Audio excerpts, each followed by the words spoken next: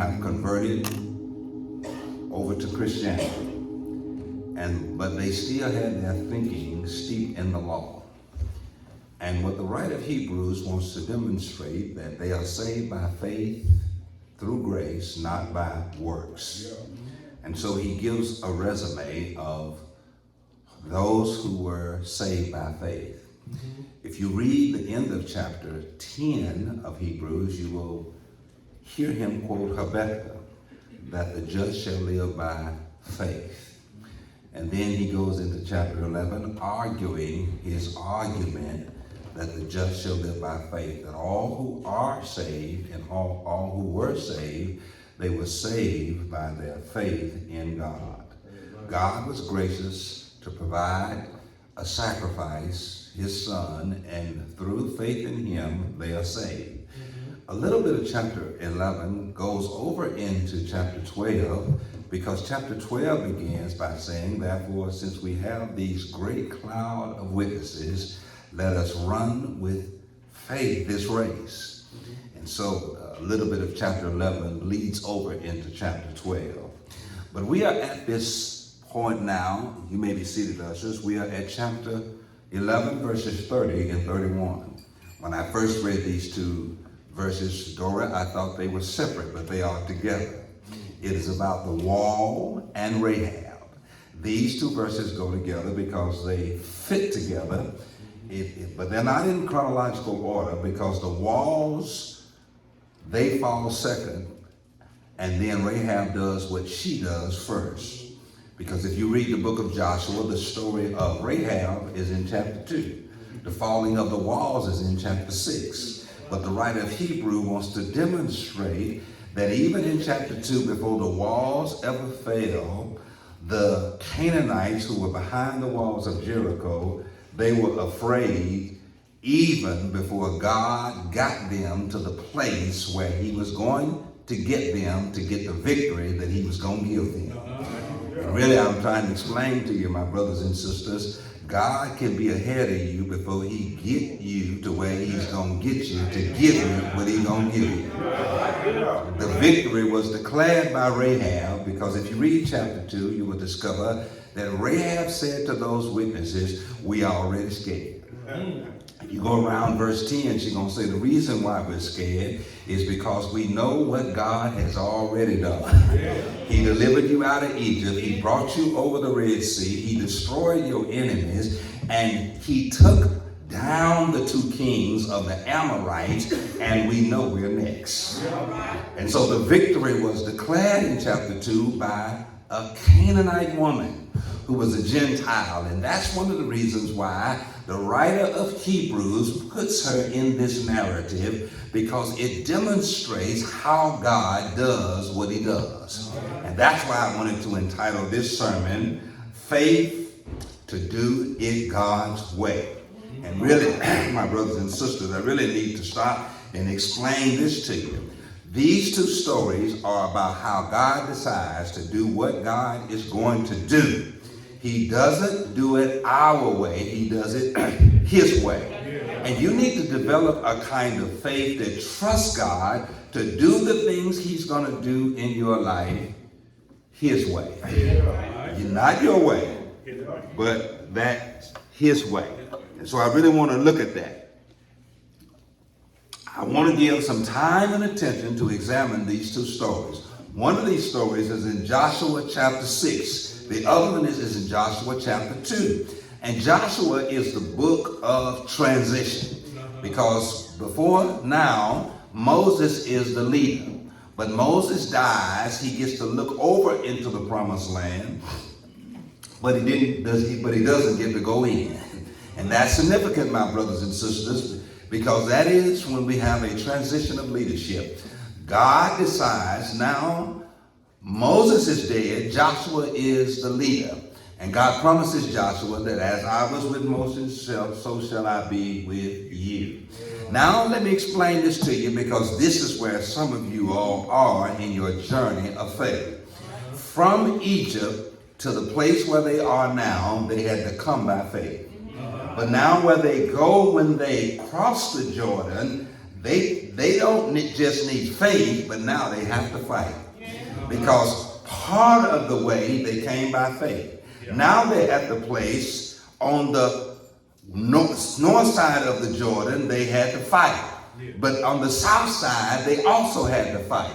Because you come to a place in your spiritual journey that faith brings you, then fighting gonna take you the rest of the way. But I need to explain this to you, Sister Mary. Sometimes you got to fight God's way. Not the way you want to fight, because most of us, when we think about fighting, we think about getting in the fight that we got to fight.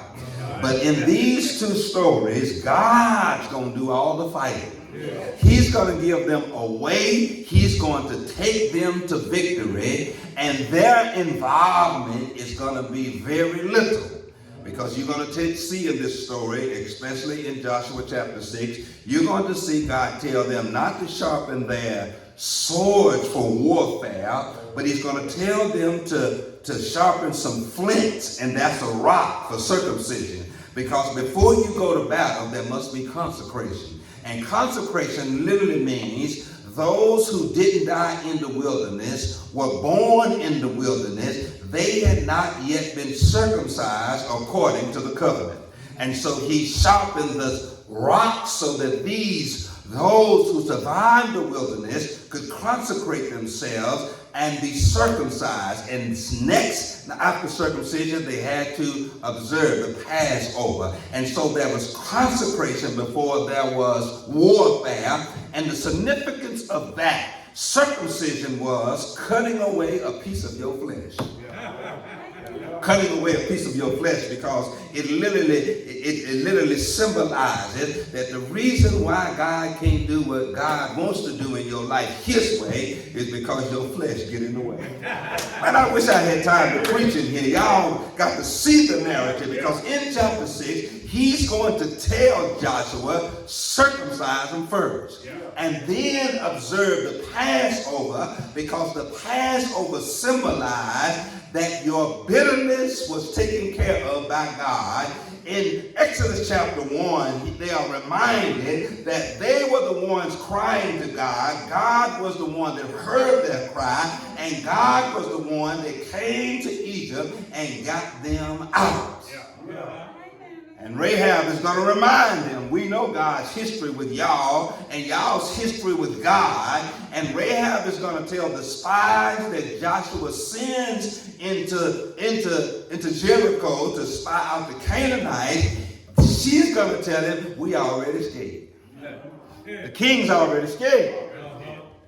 Because we know what God has already done for y'all.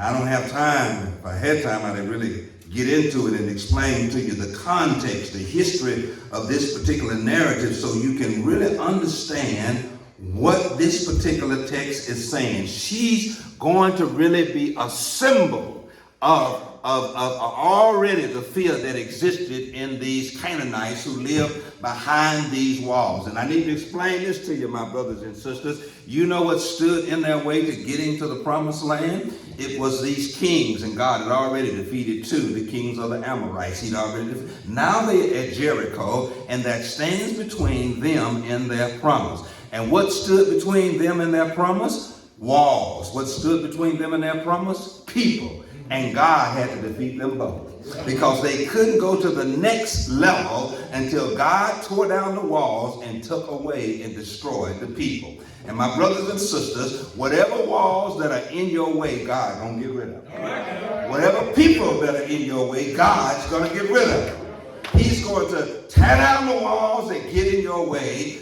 that try to keep you from getting where he's trying to take you. And not only that, he's going to get rid of some people.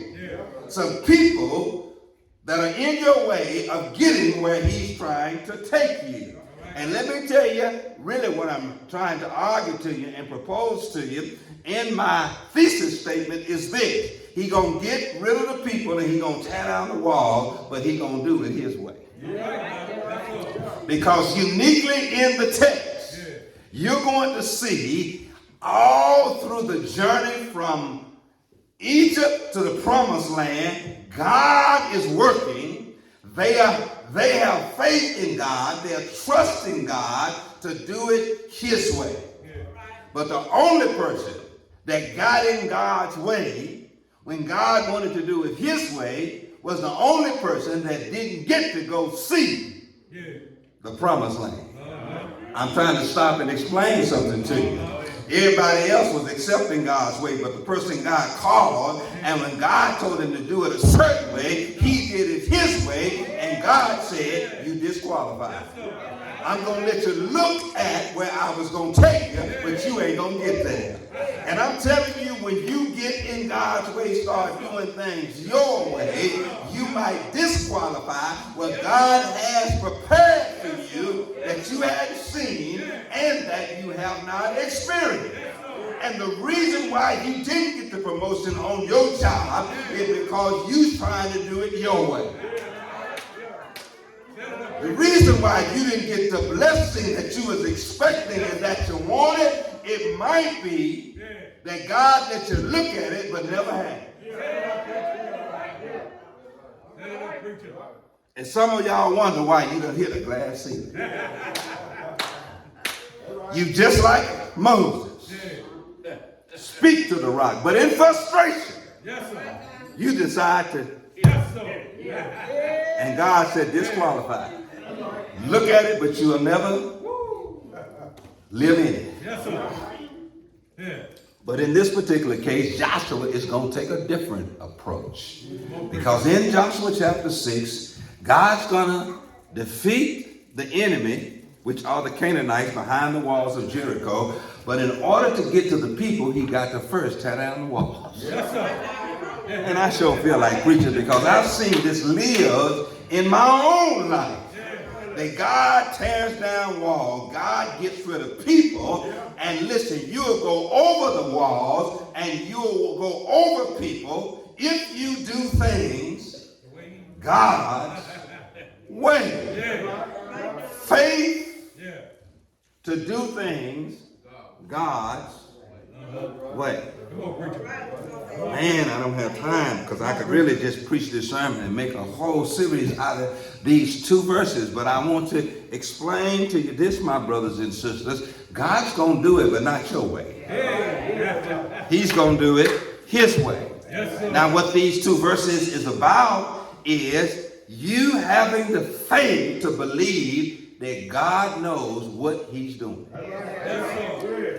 That really means trust God. That it might not make sense to you. It might be outside of the box. It might be with some things that you wouldn't necessarily use and some methods you would use in order to get that done, but you ain't God.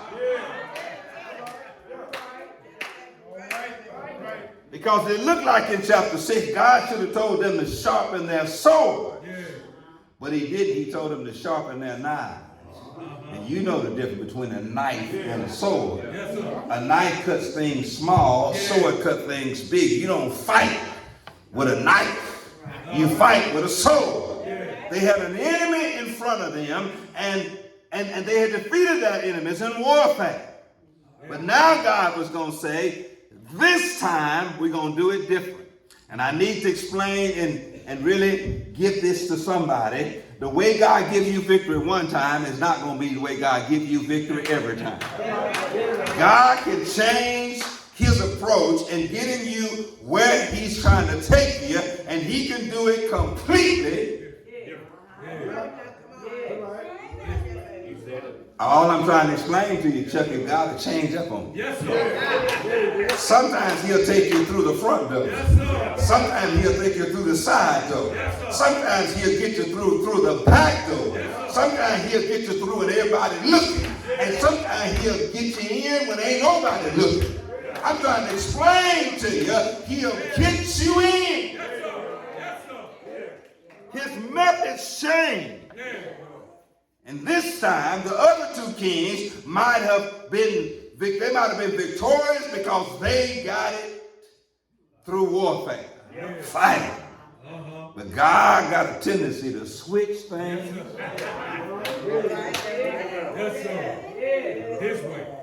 Switch things up. And boy, this is This is a switching things up. Now let me switch over into my H.B. Charles mode, because he says that I'm supposed to make your ear into your eye. So let me take you to the scene.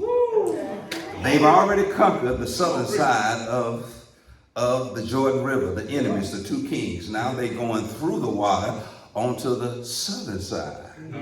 And now they are facing the city of Jericho. Jericho is a city built on a hill. Now you got to understand that there were those who died in the wilderness because of their stubbornness, because of their rebellion. So this is a whole new group of people who have a new vision, and their thinking is different. Because let me tell you, sometimes God will transition people out of your life to put new people in your life.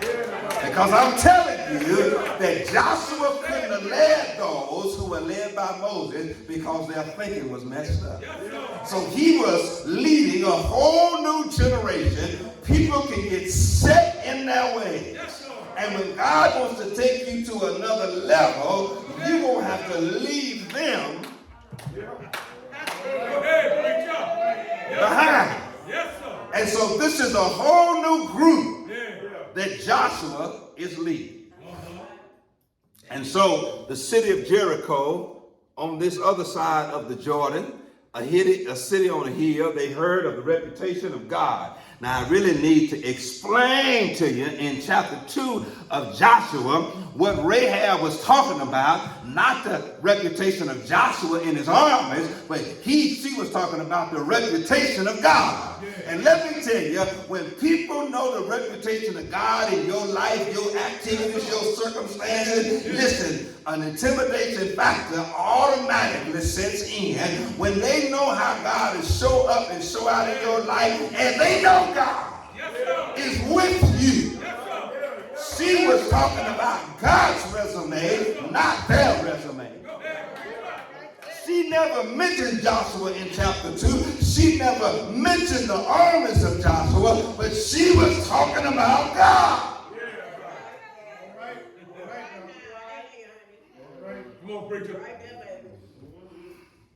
Go to verse 9 in chapter 2. In chapter 2 of Joshua, and she said to the men, I know that the Lord has given you the land.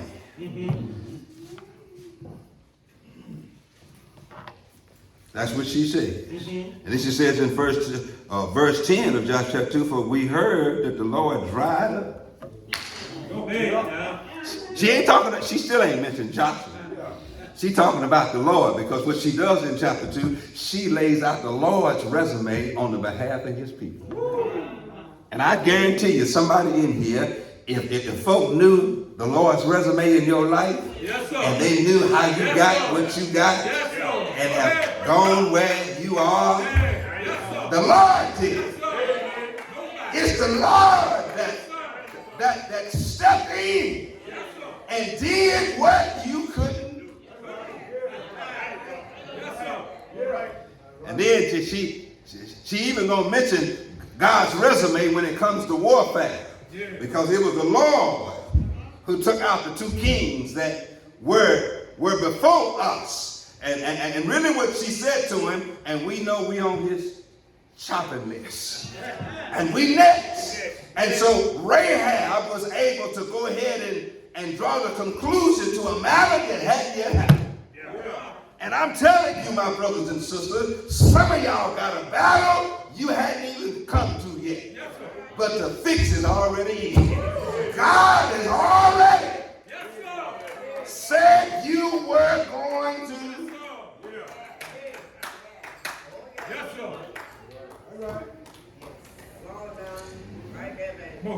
I'm trying not to talk too much about Rahab because I'm not there yet, but I got to explain this to you. Rahab says, since I already know God's resume, I want to be on y'all's side. You got to know what side to be on, and you got to know when to switch teams. Rahab says, since I know the facts, I know God is with you, I want to be on y'all's team. And so she lied when the king inquired. Two men came in the city, where are they? And she said, they left my house, and you better run after them before they get away. But what the king didn't know, she had hid them on the roof. Because she switched teams because she wanted to be on the winning. See, some of y'all still on the losing team. You ain't had one victory. The Lord hadn't opened the door for you. The Lord hadn't made a way for you, and you still. Rahab said, I'm going to get on the winning. And the battle ain't even fought yet. But the fix is already in. And since I know God going to give this city to y'all, I need to go ahead and be proactive. With y'all, when y'all come into the city to win, a city y'all have any energy, can you make sure that me and my father's household is safe? And they said, absolutely. But what you got to do, Rahab, is you got to put a scarlet, a red piece of fabric so we know when we come in, not to destroy you and your. I'm just trying to tell you the story in Joshua chapter 2. We ain't even got to how the walls fell down. We looking at how God will save you when destruction is around you when you get on the right team. Because when you're on the right team and when you sign up and switch loyalties and get loyalty to the right group, and the right person, when destruction comes, you will be saved. Yes, sir. You own it, Doc. Come on. I'm just trying to tell the story. And so she did it, and they came in, destroyed the city, and boy, I tell you, they spared her in her family. And since I'm here, let me go ahead. I'm going to go on and deal with the walls of Jericho last, but let me explain this to you. The Hebrew writer put Rahab in this particular Hall of Fame of faith because it was offensive to the Jews. It was offensive because she was a Gentile, a non-Jew. But it was more offensive because she was a Canaanite, because Canaanites had a bad reputation. You talk about debased individuals. It's believed that the Canaanites came up with this idea of LGBTQ before LGBTQ was popular. These were people who were debased in their morality. They didn't have any consciousness, and whatever a human being wanted to do sexually, depraved and perverted, it was the Canaanites. And so it was offensive to the Jews that she would be listed in the Hall of Fame of faith. But it goes even further than that, Sister Andrea. Not only was she listed in the Hall of Fame of faith, but she was listed in the genealogy of Jesus.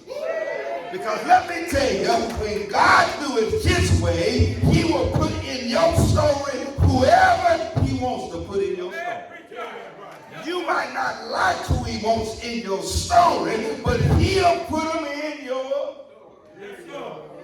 Because she ain't got no business being in the genealogy of Jesus. Because first of all, she was a hooker. And you know what that is. She was a prostitute. And you know what that is. She won a brothel. She ran a brothel. And you know what that is. Women who sold their bodies for money and let men get whatever pleasure they want.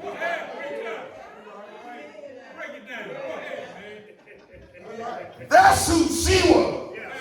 So God ain't got no business using a woman like that in your story and your victory. See, that's the difference between God doing it your way and his way. You don't get to pick the people he put in your life to tell your story and to give you your victory. And the reason why your victory is being held up, your victory is being delayed, is because you want to cherry pick who is a part of your story. You want to disqualify people because you don't think they're good enough. They fit into the narrative that is your story. And see, God can use unlikely people.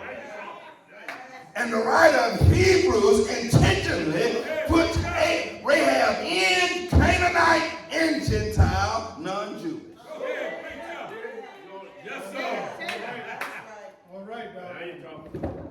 So quit running away people that you don't think fit into the story of your life. Because that's the perfect person for God to use, because it's somebody you didn't pick. See, God goes out and recruits people to be a part of the narrative story of your life to get you to a place of victory, and they are unlikely.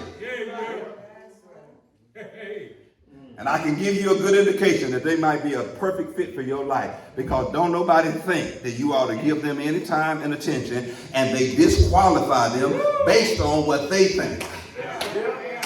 You better say that, preacher. Come on now. They start disqualifying people God strategically put in your life to get you to the next level, and they make a judgment call, then they put self-doubt in your head. Yes, sir. And then you eliminate people you ought to keep, and you keep folk you ought to. Yes, sir. I'm trying to explain to you the text. You own it. Come on. Because who would have ever thought she'd have been in this list of the patriarchs, the men who God used to do great things? A woman, a Canaanite woman, a Gentile woman, a non-Jewish woman, could have picked Esther, could have picked Naomi. Yes, sir. But God picked a hooker, a prostitute, a brothel owner. Not only was she a prostitute, but she managed other prostitutes. And in their deliverance and victory and journey to the promised land, he inserted her. Because God does it his way. And so you need to reassess and reevaluate. And there's some people you need to let go, and some people you need to let in. Yes, sir.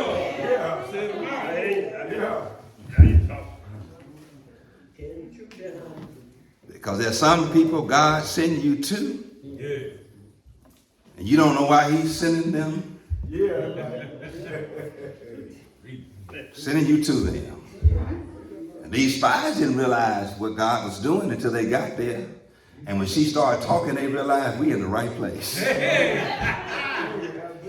Because, and really the writer of Hebrews says that if nobody else in the city of Jericho among the Canaanites believed in God, Rahab did. You'll be surprised who is around you that really believe in God. Because she was talking God talk. Even though she lived in a pagan city among the Canaanite people, she was talking God talk.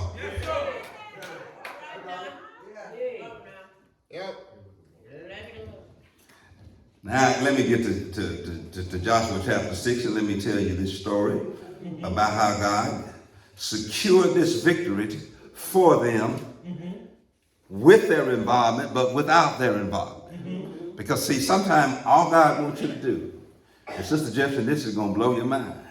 Because sometimes the victory is in the power of your presence. Just show up. Yes, sir. Be where God told you to be. Yes, sir. And do what God tell you to do. And God gonna do the rest. Yes, sir. And that saying is so true. If you take one step, God will take. And see, just show up. Go in the direction God is commanding you to go. And see the power and the strength of just showing up. Tell it, preacher. Man, listen. Okay, let me make your eye into your ear. Come on now. When they left Egypt, there's about 2 million of them. Some scholars believe that in the wilderness, almost 500,000 died. So, and among the ones that survived, they were women and children. And from among those that survived, among the women and children, there was an army. And we don't know what that army consisted of. The number could have been 100,000. And so imagine when the city of Jericho and the Canaanites realized that the Israelites were on their way, they fortified the city. They pulled everybody on the inside. People who lived out in the countryside, they said, come into the city. That's the only way you're going to be protected. Because in other times of warfare, the only thing that gave us victory is that the enemy could not penetrate or crawl over these walls. So everybody come into the city, and as long as you're in the city, you safe. And so those guard towers had soldiers in them, and the soldiers looked at all of the children of Israel coming across the Jordan. Now they are set up in these military strategic positions, and they are standing around the city of Jericho, and now fear melts the hearts. According to Joshua chapter 2, the people and the king, they are afraid when they see this army amassing around them. And imagine the terror and the fear, but in one sense they feel safe because the one thing they got going for them, they are sitting on a hill and city with walls. So they ain't too afraid. Everybody's in the city. And they say, as long as we stay in these walls, because they got to penetrate these walls in order to get to us. So the children of Israel got there. And then God started telling Joshua, circumcise those who I didn't kill in the wilderness, and those who were born, because that's a part of the covenant. It's a cutting away of the flesh. It is making that covenant, keeping that covenant requirement, and cut away the flesh. And then observe the Passover to remind them of the bitterness of their captivity, but also how I deliver them with extraordinary circumstances. And then the Lord said, this is how you're going to win this military campaign. It's not with your swords, but it's with your obedience. And so what you're going to do is march around the city 7 times. Six times, one day, every day, just march around the city. And then the 7th day, you're going to march, you're going to blow the trumpets, and you're going to shout. And you're going to be in front of the Ark of the Covenant. And he said to him, and then the walls of the city going to come tumbling down. Now, ain't that some kind of military strategy? No military academy, not at West Point, not the one in Annapolis, Maryland, not at the Pentagon. No military general would say that is a good military strategy. But what they don't realize is that when God get ready, and I don't want to surmise and put too much on the text. I don't know how the walls fell, but God got a whole lot of way to make walls fall. But I do know that they didn't fall because Joshua and his soldiers did anything. And they thought as long as we behind these walls, we are safe. Man, some of your enemies think as long as they behind what they behind, they are safe. As long as they got a good job, they are safe. As long as they got money in the bank, they are safe. As long as they got their good health, they got their friends, association, influence, they are safe. But let me tell you, when you fight against me, you are safe with those things. But when you fight against God, there's no defense against God. Because God can take your money, he can touch your health. You're not safe behind what you feel secure around when you get on God's bad side.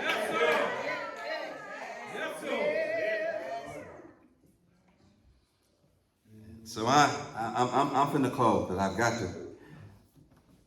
got to wrap it up. So God told them what they were going to do, and he told them how he was going to do it, and they had to have the faith that God was going to do it his way, and so they had to be obedient and follow God's instructions. And that's what faith is, and that's the kind of faith you need.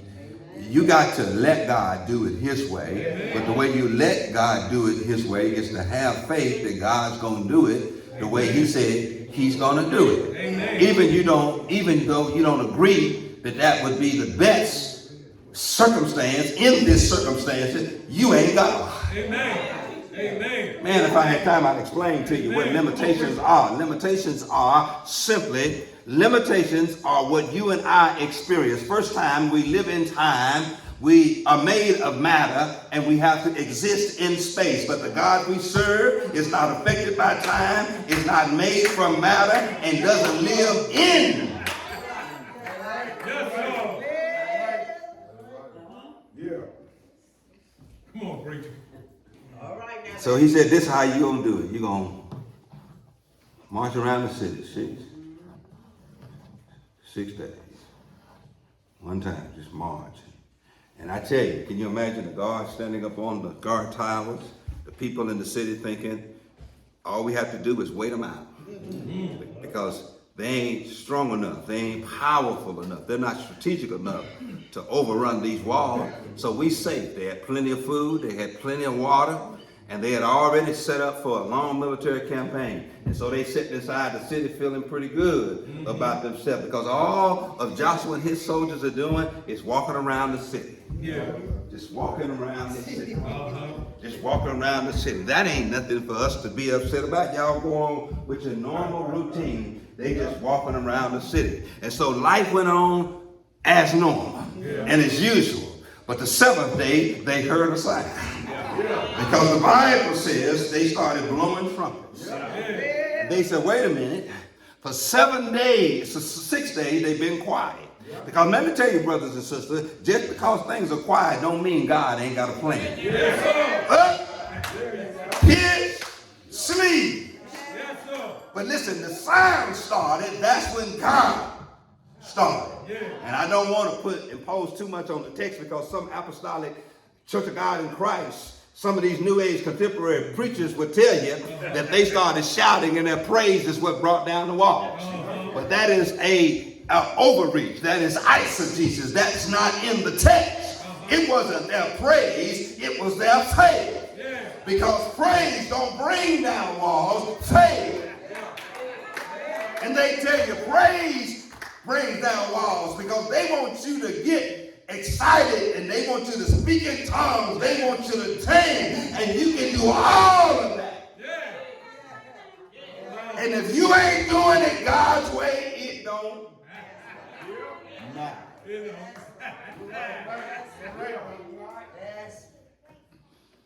And so it wasn't about their praise, but they loved to use that verse in chapter 5. Said, when it come to pass, when you shall blast the horns and sound with the trumpet, and the people shall shout make this great shout, and the walls shall fall flat. And the people shall go in and kill. And so they like to use that, the apostolic church, to get you to praise, to bring down your wall. But let me tell you, if you praising and ain't obeying God and not doing it according to God's way, you can shout all you want to. See, I'm very weary of folk who do a lot of talking but don't do a lot of doing. Because James says you're justified by your faith. And he says faith without works is dead. So you mean to tell me just because you shout, you can make God do something? You can force the hand of God? You can make your walls fall down just because you shout, speak in tongues, run all over the church, act like you having a seizure, dance like you in the club, and you mean to tell me that's what's going to bring down your wall?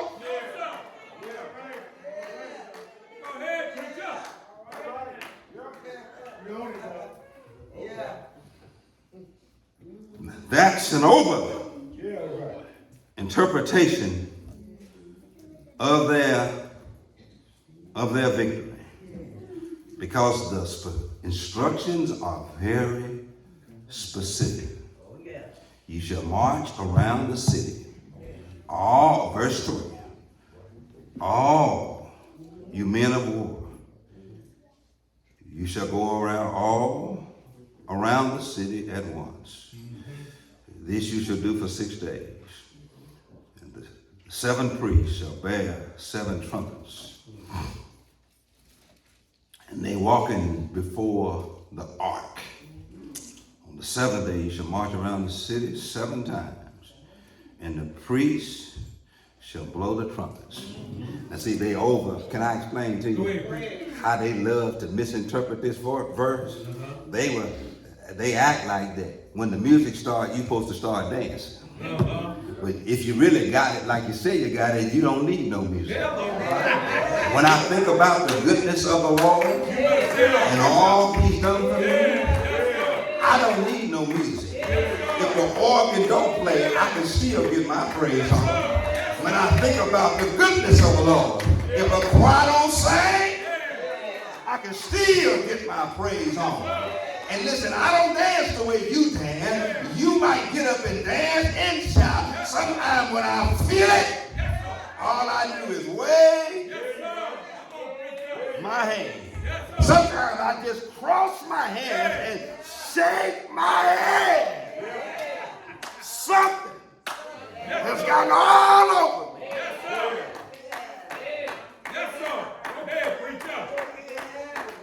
They love to twist this theology that said that when the priest started, which that's us, they started dancing. But they didn't start dancing because the priest blew the trumpet. They started dancing because the Lord told them to start. Shouting or crying out with a great cry. I've got to close, but I'm trying to explain to you.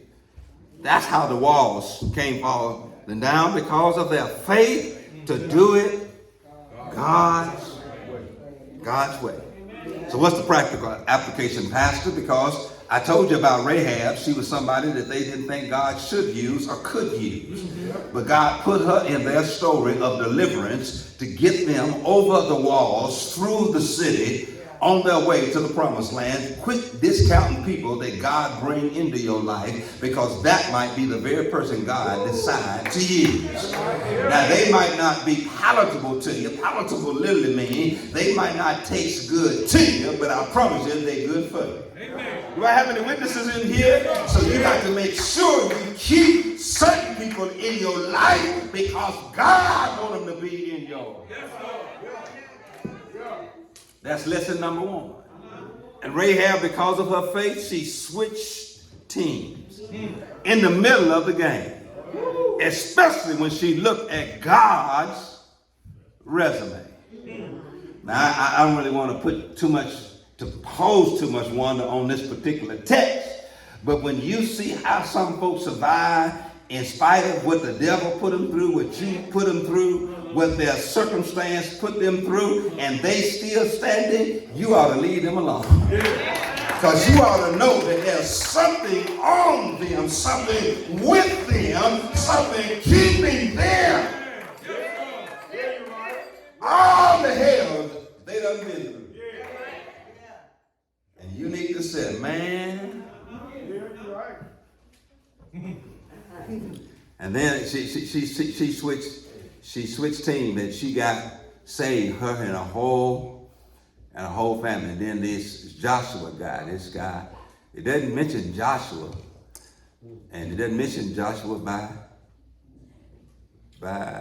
default or on purpose, because everywhere else it says a person by faith, Moses, by faith, Abraham, by faith, Abel. But in this particular text, in verse 30, it doesn't say by Joshua the walls come falling down, because God has a way of putting a person there, but the person don't do what God's gonna do, and the person is insignificant because God is gonna work his work. Go ahead, preacher.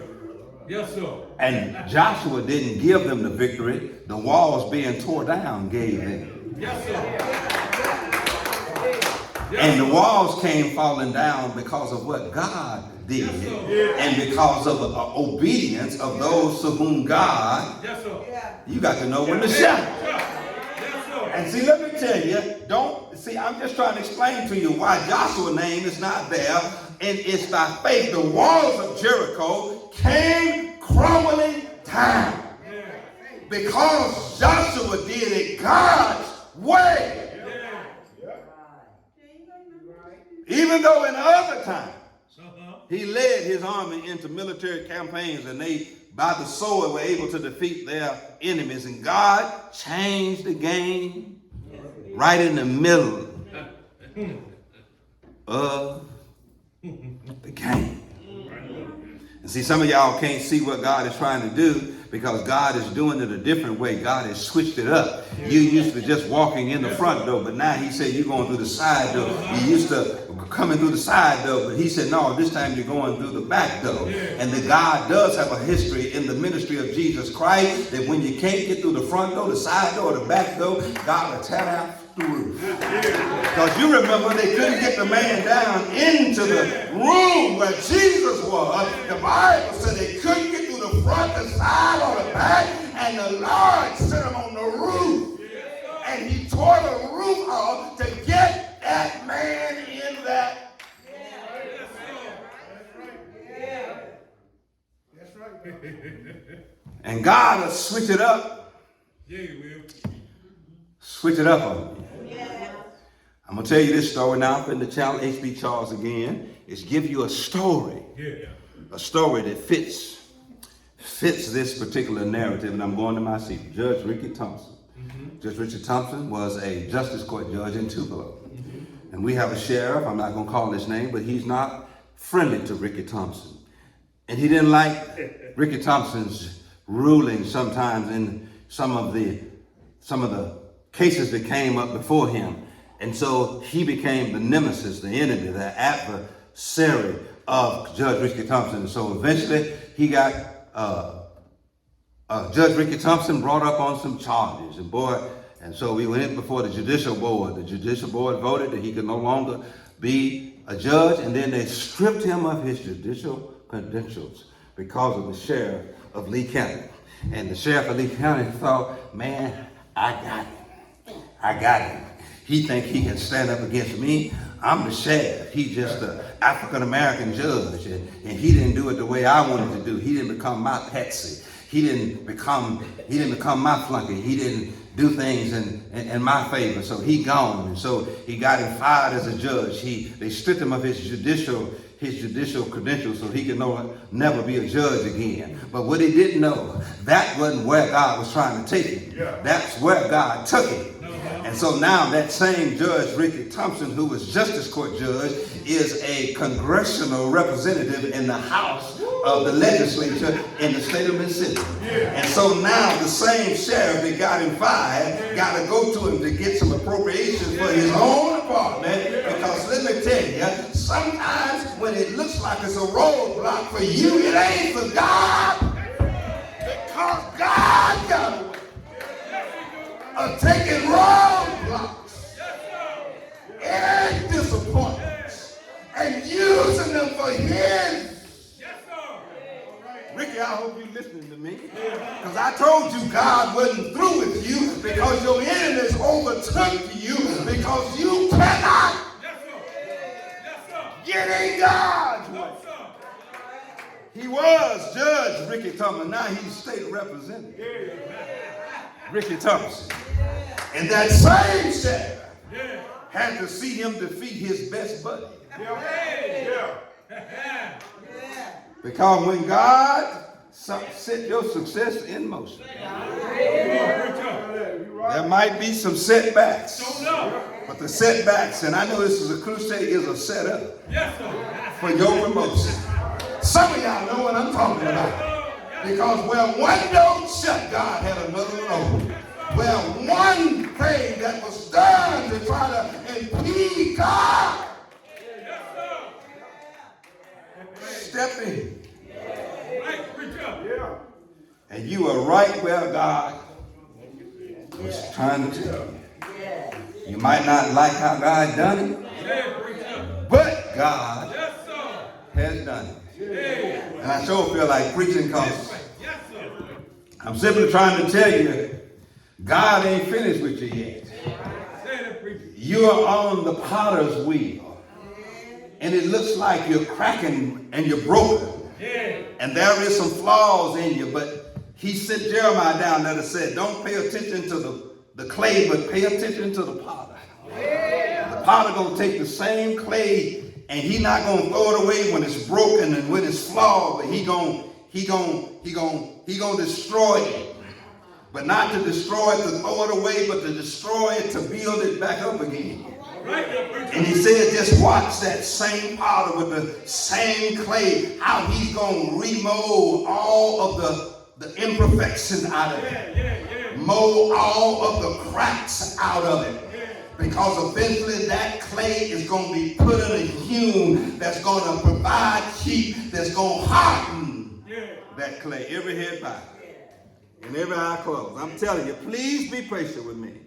God is not through with me yet. But when he gets through with me, I shall come forth as pure gold. I'm trying to explain to you, you need the kind of faith that let God